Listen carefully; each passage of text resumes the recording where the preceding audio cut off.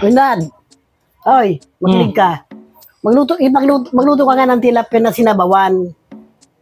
Na may lalagyan natin ng talbos. Yung ano parang pizza, parang... Sinigang? Para basta yung igisa mo muna yung tilapia, bawang, sibuyas, kamatis, igigisa mo, lagyan mo na luya. Hindi ako marunong magluto niyan. Kaya nga tuturuan kita eh. Hindi lahat ng oras hindi ka marunong, kailangan marunong pa rin. Eh, baka kung anong luto mangyari doon, hindi. Basta ano yan, may sabaw yun. Hindi ko alam yun eh. Pero doon, tuturuan Sige, kita. pakita mo sa akin. Eh, puro ka na lang asa sa akin na pagluluto. Eh, Kaya lang hindi ko kasi matuto alam pa yun eh. rin. Kaya nga, ipakita niyo sa akin para Ganito. malaman ko. Ganito parang ano lang, lagyan mo ng sibuyas, luya, kamatis. Na parang di ba, pag nagigisa tayo, may kumpleto ng ganyan, ng ganyan. Tapos yan, pag naano na yan, Wala nang bawang. wala na, hindi na natin lagyan ng bawang. Tapos, ito ang panghuli mo ilalagay, yung kamatis. Pag nalagay mo na, Sige nga, Nay, pakita mo Lagay mo sa na. akin. Halika, Paano? halika. Ganito. Ito ganito na da. Lalagyan natin ng kaunting tubig. Huwag na natin igisa kasi. Parehas din naman yan. Baka masuban ako sa kolesterol na mantika. Pwede na yan. Hindi nagigisahin. Hindi na. Uli. Iyan. Pag umano yan, pag nalagay mo ng tubig yung kawali, kunin mo yung ano doon, sibuyas. Ilagay mo yan. Lagi na. Ang lalagay? Ilagay mo na yan lahat. Lahat to. O sige. Sabay-sabay na. Oo. Sabay-sabay na yan. Kasi parang ano na lang to eh. O di pag nalagay mo na yan, pag kumulo niyan, ilagay mo na yung tilapia. Pag kumulo na ito. Nasa iyo na yun kung gusto mo lagyan ng maraming sabaw. Nasa iyo na yun. Kung natandaan mo, Sige. o pag ganyan kumukulo na, at ito na rin yung gulay, ilagay mo na yung kalamansi. Yan. Yan ang pinakahuli. Pinakahuli yan.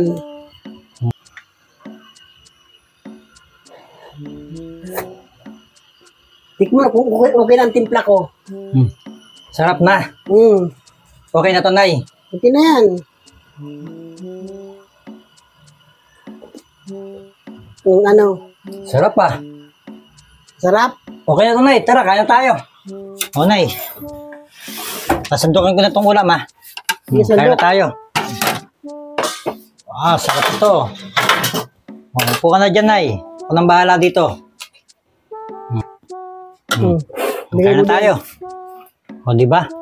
Hindi, nakaluto na tayo ng ulam. Di ba? Ayos. Kaya na tayo. Kaya na tayo. May ano pala, naalala ko. O. Di ba sabi ko sa'yo, ikaw magluto nito para matuto ka. Bakit ako nagluto nito? Ako yung nagtimpla.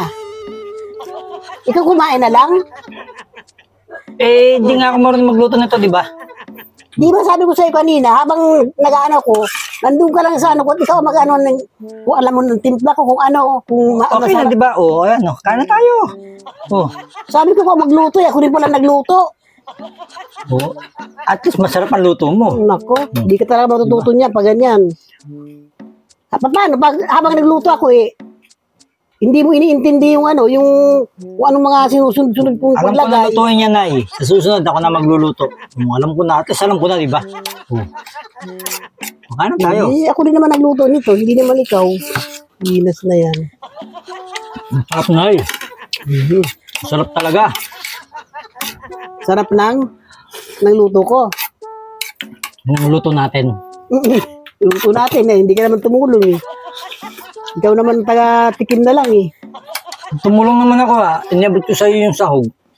Sabi ko, titingnan mo kung anong ginagawa ko na matuto ka. Hindi, inabot ko lang sa'yo. Sahog, umalis ka na. Sarap ng sabaw. The best talaga luto mo, Nay. Sarap pa lang. Sabaw pa lang, ulam na, oh. Ako yung nag-utos. Yung utos ko, gawa ko rin. Kala ko ako nag-utos. Ako ay nakaupo lang doon at ano lang, binigay ko sa instruction. Ako rin pala nag-utos. Ako pala nagluto.